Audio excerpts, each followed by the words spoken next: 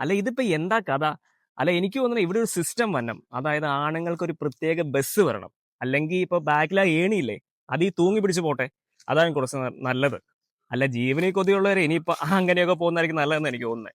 പിന്നെ ആ വീഡിയോ എടുക്കുമ്പോഴേ അവളുടെ ഫേസ് ശ്രദ്ധിച്ചായിരുന്നോ? നമ്മൾ ഈ മൂന്നാറ് വാഗമണൊക്കെ ഇപ്പൊ ഈ ഫോട്ടോയ്ക്ക് പോസ് ചെയ്ത് ചിരിച്ചിരിക്കില്ലേ?